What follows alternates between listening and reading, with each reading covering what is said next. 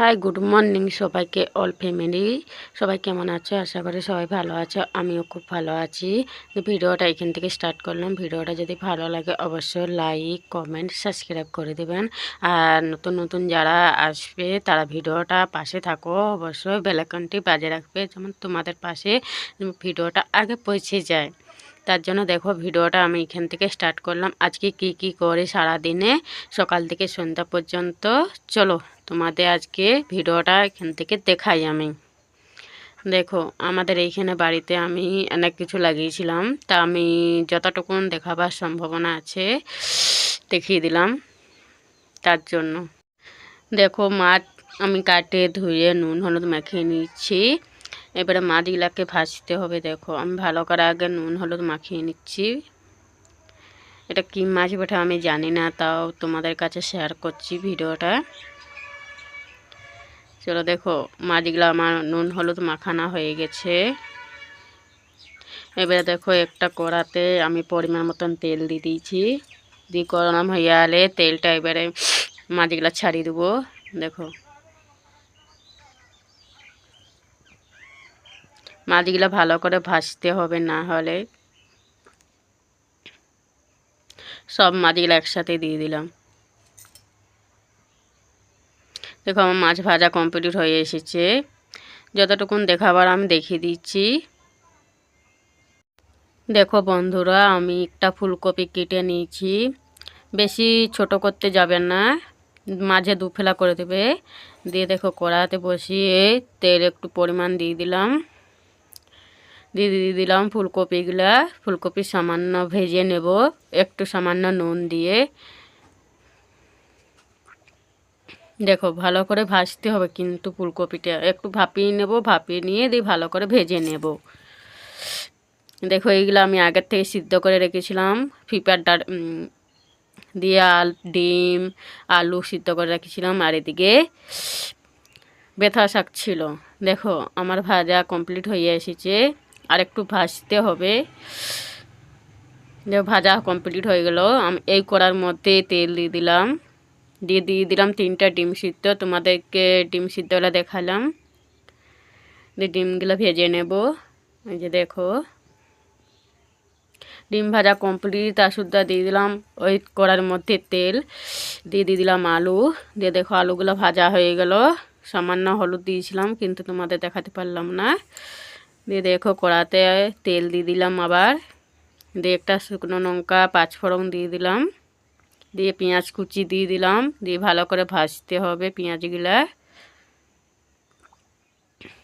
ভাজা হয়ে গেলে আদা রসুন বাটা দিয়ে দেবো।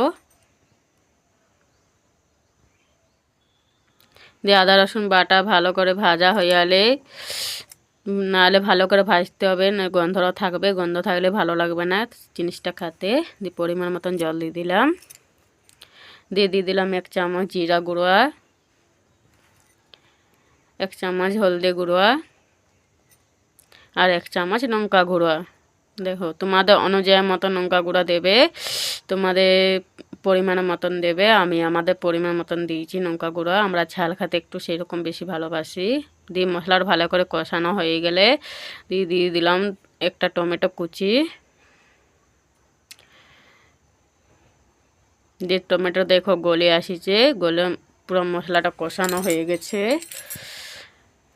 দিয়ে দিলাম ওইগুলা যেগুলো ভেজে রাখিছিলাম, ফুলকপি আলু ভাজে রাখিছিলাম, সেগুলো আরও মশলার সাথে মিশিয়ে দিলাম। মশলার সাথে ভালো করে ভাজতে হবে, নাহলে ভালো লাগবে না খেতে।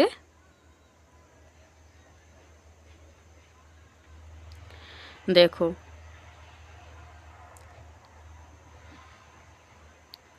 ভাজা দেখো কমপ্লিট হয়ে গেছে।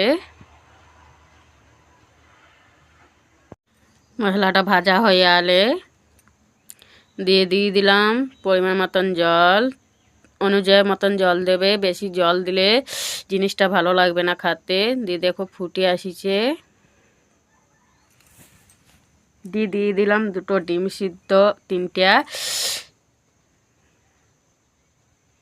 দিয়ে ওইটা আর একবার ফুটিয়ে নেব ভালো করে।